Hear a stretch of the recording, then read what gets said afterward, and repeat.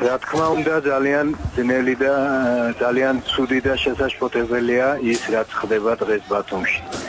და ძნელია აქედან იმის თქმა, პროვოცირებულია და მართული ეს კონფლიქტი თუ მართლაც სპონტანურად განვითარდა პოლიციის არასათანადო მოქმედების გამო.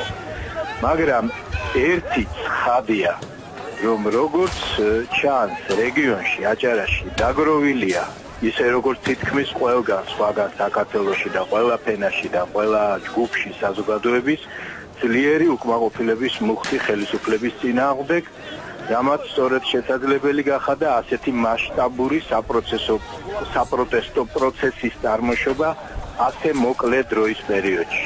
უკმაყოფილება რას გულისხმობთ ბატონო? უკმაყოფილება ხელისუფლების მოქმედებით ზოგადად. აი აქ წინა გამოსვლებმა აღნიშნეს თუნდაც ის ფაქტები ამ ხეების წინ და უკან ტარება, როდესაც 1000 პრობლემა აქვს ხალხს და კიდევ უმატებ პრობლემებს გზების გადაკვეთით და სხვა რამით და ასევე მორალურად რაღაც ესეთი ცინიკური მიდგომა მოსახლეობის მიმართ და კიდევ სხვა პრობლემები, რომელსაც ხედავთ იმ დიდ უსამართლობას, რაც ხდება ქვეყანაში ხომ. ჩვენ ხედავთ სასამართლო რა მდგომარეობაშია, რომ ვერ ეღირს ამ ქვეყანას სამართლიანი სასამართლო, ხედავთ მედიის დამორჩილებას, როგორც ცდილობს ხელისუფლება.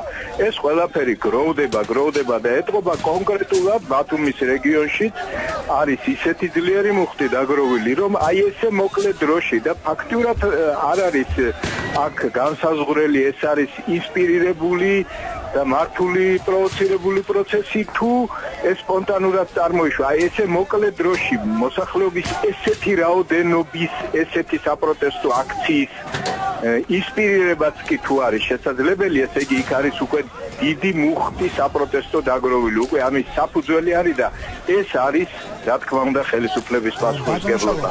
რა უნდა გაკეთდეს უახლოეს საათებში, მე ასე ვიტყოდი, წუთებში თუ არა, რომ ვითარება განიმუხტოს, იმიტომ რომ თუ ასე დაგზავნა ჩვენ ხედავთ, პრინციპში პირდაპირ დაპირისპირება აქვს ახალგაზრდებს სამართალდამცველებთან, ნასროლ ცრემსადენი გაზის ჭურებს უკან ესვრიან. სრულიად გეთანხმებით და ძალიან სახიფათო სიტუაცია, რასაც ხედავთ, უბრალოდ თქმაც კი ძნელია იმდენად სიტუაცია.